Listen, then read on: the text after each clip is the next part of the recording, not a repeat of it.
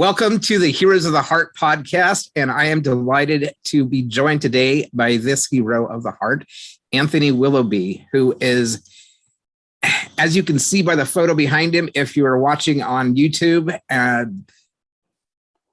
he is a British eccentric adventurer and successful entrepreneur who has spent many decades exploring life's possibilities in some of the remotest and most inhospitable parts of the globe. His I will not complain philosophy and optimistic, proactive approach to life has evolved from misadventures and successes on his lightly planned journeys and expeditions. Welcome to Heroes of the Heart, Anthony. So glad to have you here. Kind introduction, thank you. Certainly. So the first thing that struck me when you connected with me was the image that you shared with me, the photo that you shared with me, which looked like you were with some people in Africa, and they were in headdresses and so forth. It was quite a gripping photo. Can you tell us about that photo as well as the photo behind you right now? Yeah, I can do. I mean, basically, the photograph behind me is with the nomads of Mongolia, and I might be 71, but I'm still taking people to actually spend time with nomads in Mongolia or East Africa or hunter-gatherers in Papua New Guinea. People in Africa, and they were in headdresses and so forth. It was quite a gripping... Sorry about that. When I move my mouse, it has a tendency to start doing things I don't want it to do. So go ahead. So yeah, the photograph behind is in Mongolia because I love the idea of spending time with nomads in Mongolia or East Africa. It is because people have absolute clarity of their identity. From the age of 3, they're taught respect, responsibility, and courage. In Africa, a child is given a goat at the age of 3, and they are told they are the most important person in the community because they're looking after that goat. And therefore they have belonging and recognition. And that's what I think, obviously, we've lost. But in Mongolia, in fact, photographs of me in Papua New Guinea, and that was with the nomads or the hunter-gatherers of New Guinea. I mean, I'll show you that photograph. So that's actually of me in the highlands of New Guinea. I think this is the one that you're talking about. Yes. Yep. Yeah, that's many years ago. It's about 40 years ago. And that's when I decided I'd been in Africa and I'd seen the Maasai there. And I'd seen that they had substance without arrogance. And I realized my entire education was being a combination of effortless insincerity and arrogance without substance. So I thought, sort of, what is it that we're not taught in our lives? Why aren't we taught to be humble, to be So I went to see the Papua New Guinea ambassador, and he said to me, well, why don't you go to my village? So I said, yes. I said, why do you have so many feathers? They said, well, a big man has many feathers, but a bigger man can hand out his feathers. And I just thought of all of those people in Tokyo, where I was living at the time, with the delusion of adequacy, that because they had director on their name card, they were entitled to respect. But they had never actually handed anything out to people. So it made me start to think about, well, if leadership is about contribution to your community, then what else is important? So I asked about, what else is important? They said, well, you've got the spear. You've got to earn it. You can't buy it. You can't sell it. You can't give it away. You have to accept the responsibility of the spear. And then you need the shield, which is people to protect you, who will look after you. So I started thinking of the feathers, spears, and shields. And I started to see that link to business today, this delusions of adequacy, that there's going to be security, certainty. It's all around how do you contribute and how do you earn the respect? And I think this is something that we've lost. So sorry, it's a very long answer to your question. No, I thought it was perfect. That makes me wonder, what have we lost in leaving behind kind of more of a, some would say primitive, but I think that word has too much of a pejorative connotation to it to really it is a different lifestyle. And I love the idea that you shared, that by being clear on who they were, what their identity is, who their essence is, not just this kind of manifestation that we build a facade or an illusion of who we are, but getting really clear as to who are we really behind all the paraphernalia that we might clutter our lives with. How do we get clear on who we are and what our contribution is? Yeah, I mean, I think that is a really good point. And yes, that is always the trouble when I say you've got to go and spend time with the nomads to learn about life. What I actually think we need to do is to go back to when our brain was last rewired, which is about 35,000 years ago.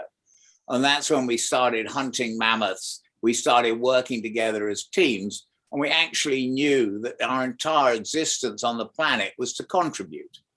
Because you had to protect, you had to hunt, you had to grow your future. So what I've done is really simplify life down to these 10 icons. But the first one is, what are you hunting in your life? Because if you don't know what you're hunting, how on earth can you know what your purpose is? Because if you don't know what you're hunting, how can you earn your seat at the fire? Because you can't contribute. So my theory is basically that civilization exists by splitting three things: power, wealth, and status. And so everybody goes chasing one of them. I need lots of money, therefore I'll be happy.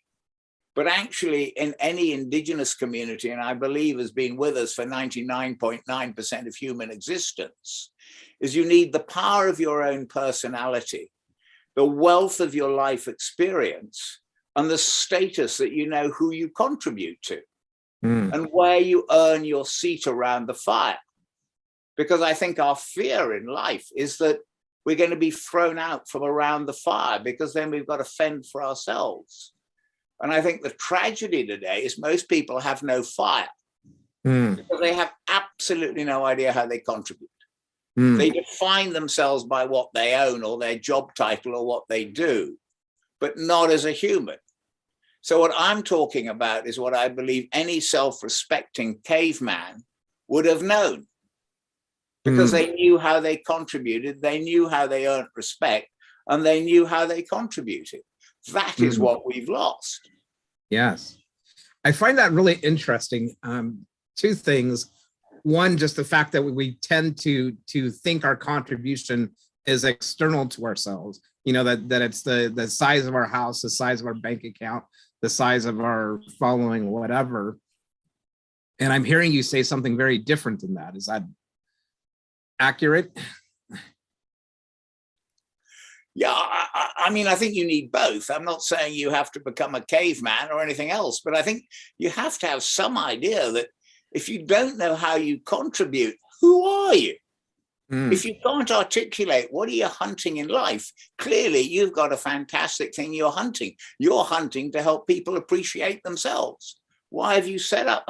You have been through an experience yourself. You said, right, I'm now going to hunt a way of making the world better. That, to my opinion, gives you energy, and people appreciate what you're doing and say, thank you very much indeed. I want to be a part of your fire. I want to be a part of your movement. Yes, yes. But most people, does that make sense to you? Absolutely, yes. I mean, I think when we get really clear as to, as you put it, what we're hunting, like, and not just hunting because someone told us to go hunt it, but because there's an innate desire to go hunt that mammoth, you know, that people gravitate towards us when they want the same thing, when they see leadership and authentic leadership, not just designated leadership. The other thing that comes to mind for me is that, you know, back in the caveman days when they're hunting mammoths, the size difference between the hunters and the mammoth was significant enough, and the weapons that they were using to hunt those mammoths were insignificant compared to the mammoth itself. And so it required everybody to work together in order to get the shared objective of hunting and bringing back the mammoth. Yeah, completely. I mean, I'll just show you a couple of images that that sort of illustrate that. I mean, incidentally, I'll start with that's me lying in front of the horsemen of Mongolia, coming straight at me. So that's sort of what I'm still doing. As my father said, a little danger keeps you up to scratch. But, basically business, it's a tough environment. It always has been. And you got someone leading an organization. Do they actually know why anybody's following them? But they say there's something good. You then got your finance department saying, hey, look, go and hunt these mammoths. And instead of sort of, getting a hind leg, you get a bit of paper to go down the supermarket and get yourself a bit of mutton or a bit of beef. The process and the need is identical. It's to feed you. You then got this bloke here. He's in charge of technology. I mean, clearly, we've got the technology. Our brains, in my opinion, can't do more than that. So what are we hunting in our lives? What are we actually protecting? And this has been, in my opinion, the instinct that's been with us for 35,000 years as to what it is. And this is why we need these instincts. What are we hunting? What are we protecting? How do you earn your spears? Who do you invite round the fire? And with these there, and what are the rivers, mountains, and swamps that you actually need to cross? Because this is what we need to know. And if we don't know it, we don't know who we are. Absolutely. Yeah. And it's, I think it's different to be hunting and to design your life in that way, to take the time to and actually look and see, well, what am I hunting? What am I protecting? Who are the people that I'm inviting around my fire? How often do we actually pause long enough in order to really answer those questions rather than just, going on Indeed.com and looking for the next job opportunity?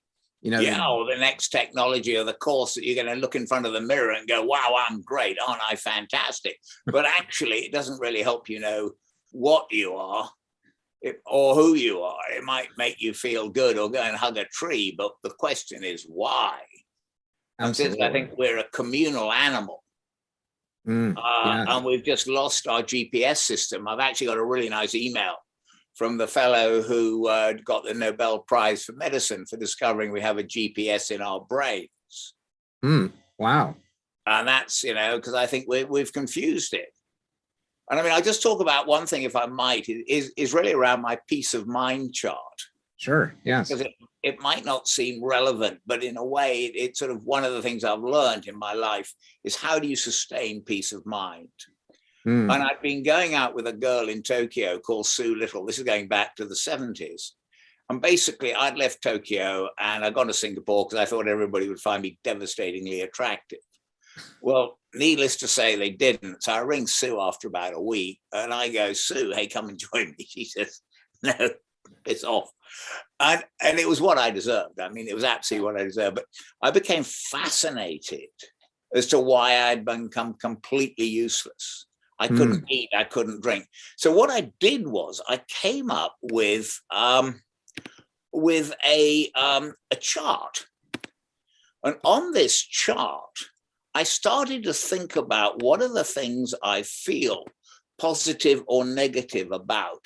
So I came up with, life is strange. I feel so missing Sue, desire to marry her soon, fly to Tokyo, short trips, photography, belonging, recognition. And what I started to realize was if I went skydiving or played a good game of rugby, my desire to marry Sue dropped. So what I started to realize was actually your needs and wants are completely and utterly driven by your belonging and recognition. If people you feel you belong, you're invited around the fire, you can start to control your needs. So I did this every day and I started to sort of work on it and keep it and tie it into a diary about what I was feeling about. But what it sort of showed me was that I believe in life, we're sort of born with 3 airbags. And that's trust in ourselves, trust in Mother Nature, and trust in others. So we sort of feel good. That will be our community around the fire. And we can sort of see if we adjust to the values that it's going to be all right. I'm not saying all tribal life is completely right. I mean, my whole thing is, how do we exist with the freedom of choice? But as these airbags deflate, we sort of jump off and we grab a designer brand, we get another job title, we get a new relationship, we get something. But these are like cardboard boxes. As soon as you put them on the airbags, they just deflate. Mm. And we think, oh, that new car, it doesn't make me happy anymore. I now need a new watch. I need a new girlfriend. And this is because our needs and our wants are completely screwed, because we've got no idea who we are or how we build trust in ourselves.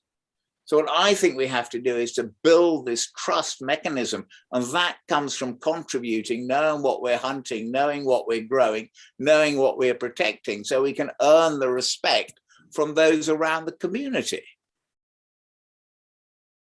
Absolutely. And going off and doing bloody stupid things as well, which is obviously part of it, which is, as my father said, you know, in life, what you need is you need a little bit of danger to keep you up to scratch. So that's me going across rivers in Papua New Guinea, wandering into deserts in Western China, climbing 7 mountains in Africa and a 7,000-meter mountain in China.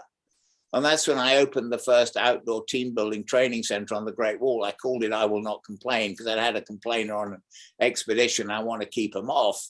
And that's when we did some team building for Bill Gates and Warren Buffett. But this is when I started to see that you can build a team, but everybody says, where do I belong? Where am I recognized? Where do I fit in? Just like you talking about your job in the big corporate, right? You don't know what the purpose is. And that's when I thought, right, we've got to have a map. This is who I am. This is what I'm protecting. This is how I hand out my feathers. And that's really what I've been doing, is realizing inside everybody, there is this map. And the map, once you can explain what you're hunting, protecting, and growing, you can build the trust, because you then have some idea where you're going. But the trouble is, in corporates today, the chairman says we're heading for paradise, but all the employees see is bullshit bridge, fantasy applications, and IT Island, because nobody's got a clue who they are. They're just wasting their energy on who they could be. Absolutely. Because they're not taught that in life. They're not taught about the transition or how they contribute. And that's what we're now working with schools and running training programs to help students think about their transitional skills in life, to get across the rivers and to really start realizing that those are the coping skills for life. Yes. So it's not the latest fad, the latest book, the latest whatever. I mean, for someone I love to read, and so I read a ton of books, but without having kind of some central thread, or as I like to refer to it, my North Star that guides me. Yeah. You know, every book can take me in a different direction, but when we are clear as to who we are and where we're headed and what we're trying to do along the way, then, you know, we can take whatever the programs, whatever the books, whatever the coaches are, and use those in order to get closer to where it is that we want to go, rather than distracted and pulled in different directions. Well, I totally agree. And that's what you're doing, in my opinion, with our short conversation about Heroes of the Heart. Everything you're doing is within that consistency, and it gives you a sense of satisfaction and trust, because everybody you speak to, you learn something more about yourself. Absolutely. Yeah. And it's, you know, it's continually, how do we continue to navigate closer to the heart of our existence, you know, the heart of who we are, the heart of what we're doing in the world, the heart of the community that we're building around us. You know, and until we get really clear on that, you know, we can continue to wander around in the wilderness, never really getting anywhere. No, but that's why I think everybody has to have a map. And they've got a map. They can draw the rivers, mountains, and swamps they find themselves in. Then they can start to work out, how on earth can you lead someone if you can't articulate the reason for moving? I mean, all of this gibberish about business leadership, these idiots who've got sort of some CV that says they've done something. But when does it say, what have they really done to help people, to inspire, to move people? And that's why you need a map. Yes. You've got to say, this is the swamp we're in at the moment, the indecision, the inconclusion. We've got to cross this river. I mean, it's straight back to the Bible and Moses. But it's not surprising because they were a group of nomads wandering through the desert. They needed to have the clarity of where they were going, what they were hunting, what they were protecting, and what they were growing. Yes. You know, and when I hear you talking about this, I'm reminded of one of my favorite quotes by Joseph Campbell, who said, you know, if the path that you're on looks familiar to you, it's not your path, because your path you build with every step you take. You know, so it's not like one map that fits everybody in the world. You know, it's not, your map is not my map is not your map. No, that is quite true. But on everybody's map, they've got their swamps, they've got their mountains of self-doubt and delusion, and they've got their rivers that they need to cross. Absolutely. And they've got to work out who is going to help them and how they can earn the respect and balance it. And where do they need the wisdom, the feathers and spears? When do they need the shield of resilience and self-confidence? And when do they need the arrows of actually doing something? Yes.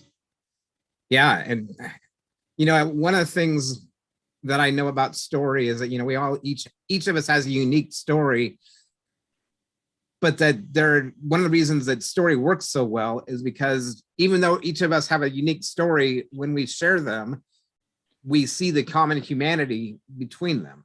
You know, so the fact that you know, waded across swamps and, you know, climbed mountains, the swamps and the mountains that I've climbed are different than yours, but that shared experience of having waded through swamps and climbed mountains, you know, ties us together. Totally. And I mean, working with a homeless center with ex-prisoners in North Wales, they can talk about the emotional swamps they've been when they've been in prison or they've been homeless. I mean, it's the same. You can reference it back to that metaphor, because what has it done to one's own life skills and one's own development, and to have some courage and some stories. Absolutely. The tragedy is so many people just don't have a story because they've followed convention. And that's what the whole civilization thing is, to make us incapacitated because we split power, wealth, and status. In which case, if you can split those three, people haven't got an identity. So how do you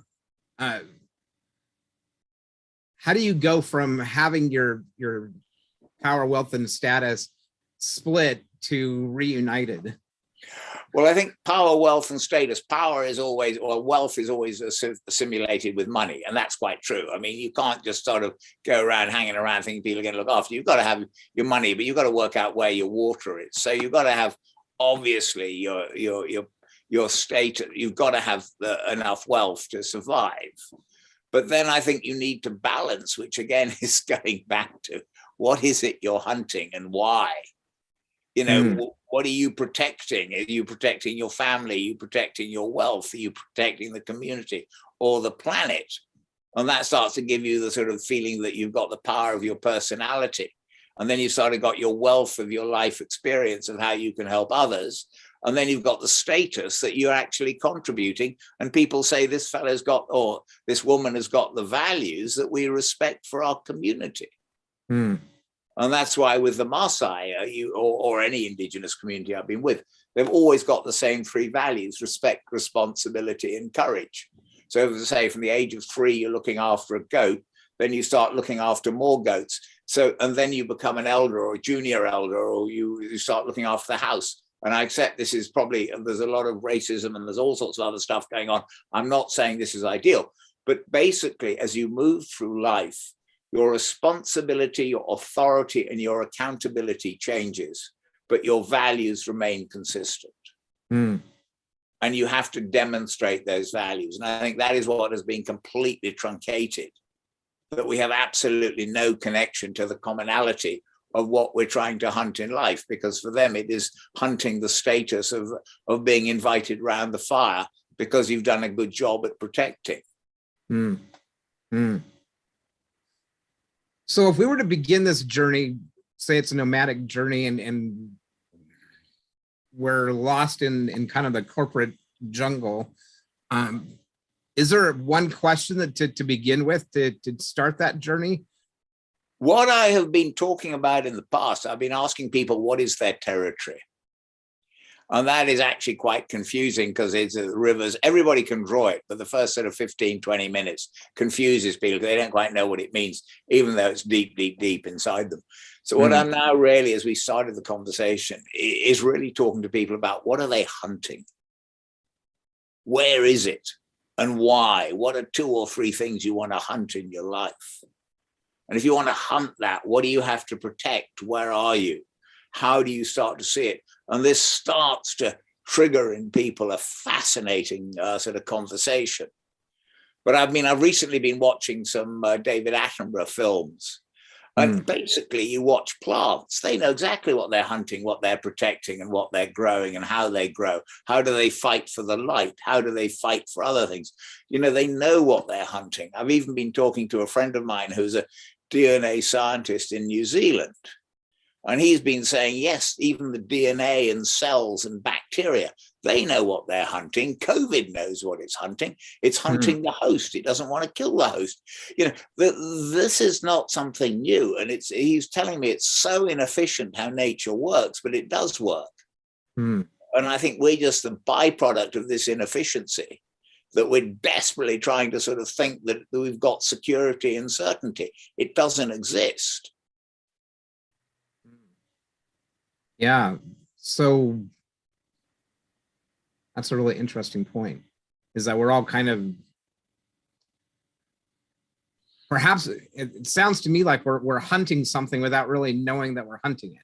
And so we have that. I think so, yeah. You know, I mean, yeah, obviously going to a bar, hunting girls or being hunted. I mean, you know, we never quite know which is which, but yeah, in our lives, but we sort of go through it. So what was it when we hunted something? I mean, you know, clearly you're talking about your time in the corporates. You wanted to get out of it because you wanted to hunt something new. You wanted to hunt yourself. You wanted to hunt the meaning of your heart. Absolutely. Yes. Yeah. And it sounds a little bit reminiscent of your experience that you talked about when you went to Singapore, you know, and you were looking for you had certain expectations as to what that was going to look like. And when those expectations were kind of dashed, that gave you the opportunity to, you know, look again and see, how do you make sense of this? How do you move forward? Yeah, you know, and I think that's been fantastic for me. It's given me an idea of the swamp of civilization. You know, we sort of get blindfolded. We get a job, we become a lawyer, so we can be blindfolded all our lives because all we have to do is talk to other lawyers and we never actually have to do anything. So we can spend our entire life in the swamp. And I mean, I remember when I was deep in the swamp, I had a Rolex, and I remember trying to pull the sleeve back, hoping some girlfriend's father would see the watch and think that I was successful. You know, I mean, that is the ultimate of being in the swamp. And the question, I think we've got to get our sort of swamp coming out of methodologies and realize that anything that happens to us is part of a possible lesson for transition that is going to help us see, well, what did we actually learn? Are we going to change what we're hunting? Yes. So how does one get clear as to what they are hunting? I think it is as simple as getting a sheet of paper out, drawing a mammoth in the middle of it, and work out what it is and why. And maybe think about what are the mammoths you've hunted in your life. And in a way, it's almost hunting, what do you want on your gravestone? So it's not rocket science to figure out what you're hunting. It's just taking the time and having the presence of mind to get clear as to what that target is. Is that right? Yeah, I think without being digital or too sort of psychobabble about it, yeah, it's just there's a mammoth out there. It's 5,000 years ago. You got some food. What are you trying to hunt? And that's what I've found. Anybody can always draw a map on that very, very, very simple pretext. So what stops so many people getting clear as to what they are hunting? And I think it's deliberately done by education. I think civilization is simply there to enslave. I mean, 50% of people are enslaved since civilization began in Rome or anything else. You got Plato and all these other great people. They all had 10, 20, 50 slaves. So they can sort of pontificate. They can all come together and sort of say, gosh, we can think about stuff. Let's keep the slaves where we are. But that's again because you split the social hierarchy. As soon as you split people socially on money or what they do, then you will control them. So the question is, how do you actually appreciate yourself? They're saying, before, how do you realize that the power of your personality is valuable? How do you really realize that the status of who you contribute to and why you're appreciated, your family or anything else? So you then have, and the wealth is your wealth of life experience as a human being, that you feel you've developed your talents. Yeah. Wow. So I'm curious as to how you went from Singapore to, and maybe you already were, but how did you work to, what was the transition from that Singapore moment to going around with all the nomads around the world? Was that already in process, or was that? No, I mean, it was more for fun, the journeys. It was just when I started going off on the journeys. But I wrote this book called In Search of Inspiration. And really, the opening line is, the greatest challenge and opportunity in my life has been the freedom of choice to shape my own destiny. And I believe mine is probably the first generation since my ancestors left the cave who've had that freedom. My father, my grandfather, 8 generations behind me had to join the British Army. I mean, that was what they had to do. That was their destiny. So my quest in life is to discover what I must understand about myself and the laws of human nature and Mother Nature if I want my freedom of choice to supply me with the same sense of fulfillment, clarity that my ancestors enjoyed. Clearly, money has been one of my liberators, but it has not been able to answer my question. So I wrote that about 40 years ago. And that's when I started going off on camel safaris with the Maasai. And that's when that's when I started. I mean, basically my background is, as I say, brought up in Africa and elsewhere. But so, it's all, I mean, still what I believe is we have to go in search of inspiration in life. I really do.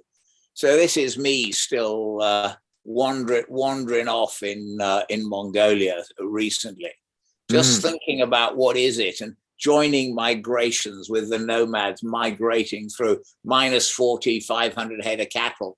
But the idea that you're sort of moving your skills and competencies, when you're in the corporate, your skills were not really finding the green pastures. And then it started really sitting around with nomads and going in search of my dreams. So when I was 22, I took a one-way ticket on the Trans-Siberian Express and arrived in Yokohama by boat. And then I started going off on these journeys thinking it would just be fun. But that's what, as I say, I saw the Maasai. And what I saw is substance without arrogance. I thought this natural confidence. I was terrified of the bush. Why aren't we taught to be brave of emotion, not of being brave of physical, playing rugby? That's fine. So that's when I met the Papua New Guinea ambassador, Joe Nombri, and he was the Papua New Guinea. He remembers first contact.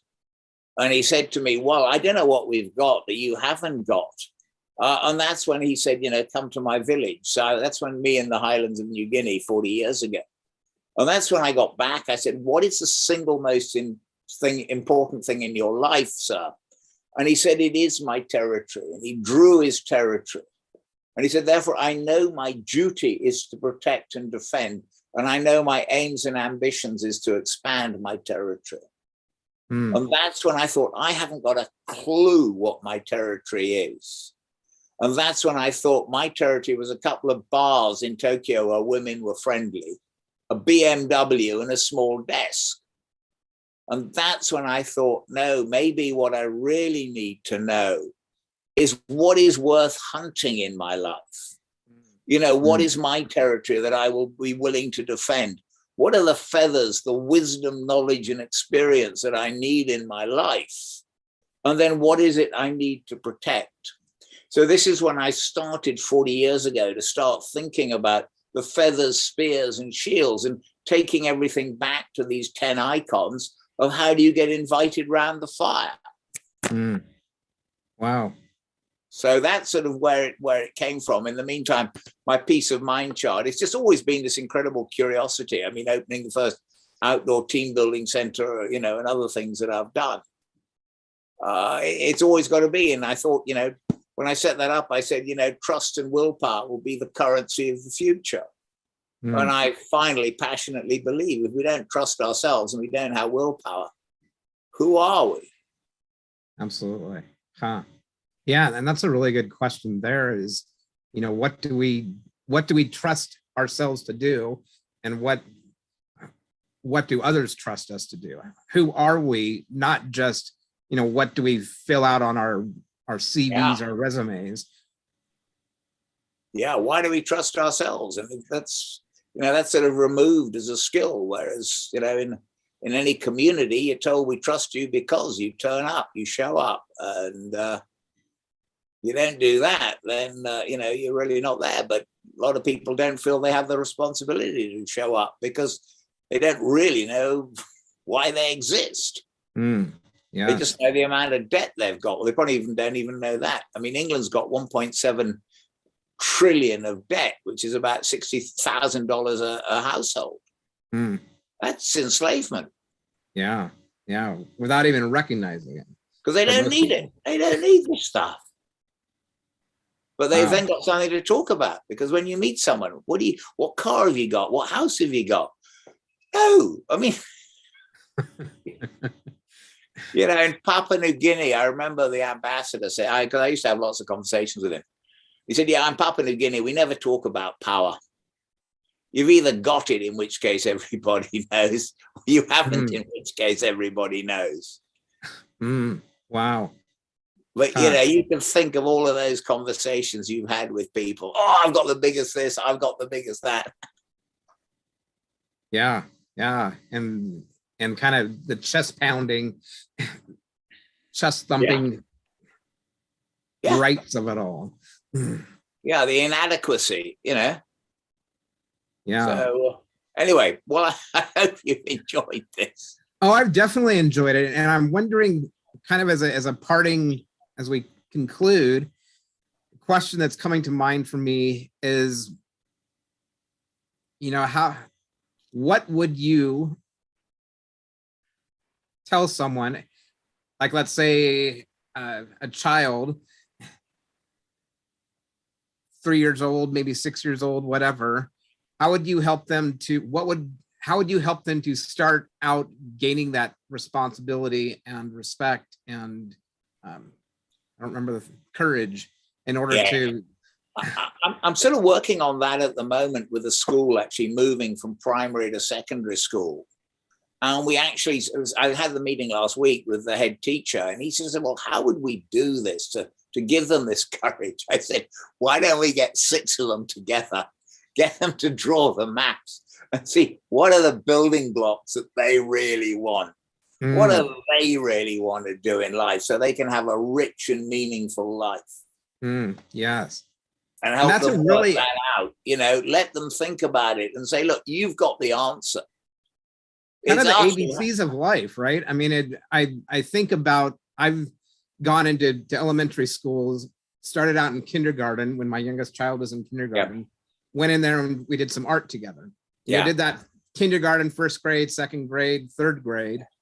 Kindergarten, first and second grade, you know, the kids were just like all over it and, you know, just very expressive and you know, no hesitation about creating. Third grade, it was like a light switch, honestly, got flipped off. And now they were like asking me, well, how do I do this right? You know, it was no longer about self-expression. It was about having the right expression. But to me, that's deliberate. That's the beginning of the enslaving system of education. And it's just not working. So I'm thinking that, you know, along with our ABCs and 1, 2, 3s, you know, how do we take that paper, you know, and draw the picture, the building blocks we want for our lives, you know, instead of seeing.